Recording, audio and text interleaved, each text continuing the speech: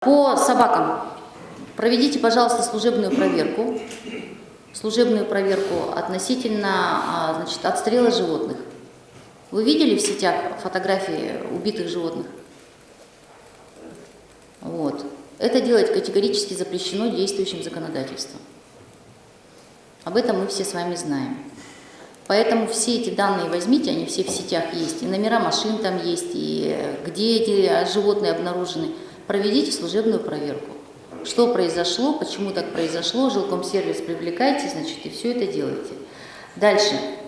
Вы должны в ближайшее время обосновать причины отказа городского округа город Якутск от исполнения полномочий, которые нам были переданы республикой.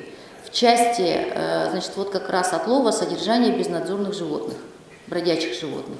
Якутская городская дума нас в этой позиции всецело поддерживает, поэтому для того, чтобы внести на следующее заседание, это получается у нас 27 декабря, да?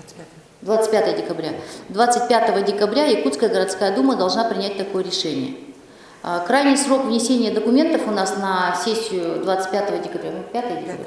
До 5 декабря мы должны все это внести. Хорошо? Ну, первое, это обоснование по количеству. То есть нам передали полномочия, а денег нам с вами не передали. Если изначально финансировали где-то порядка 12 миллионов, то, значит, теперь эта сумма там меньше 6 миллионов. Сколько там, 5? Ну, в 2 раза. Вот. Больше, чем в 2 раза нам уменьшили финансирование, но не только в этом году, и в предыдущие годы тоже уменьшили. В этой связи мы считаем, что исполнение переданных нам государственных полномочий невозможно. Возвращаем их обратно. Значит, вторая наша позиция заключается в том, что с 1 января вводится в действие новый федеральный закон, но никакие подзаконные акты для него не приняты. То есть должно было быть принято, и мы постоянно об этом говорим, 2 постановления Республики Саха-Якутия.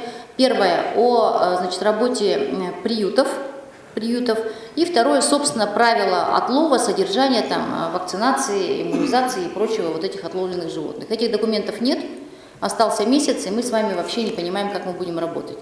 Я как понимаю, что лимиты на следующий год доведены в том же объеме 5, там, ну, меньше 6 миллионов.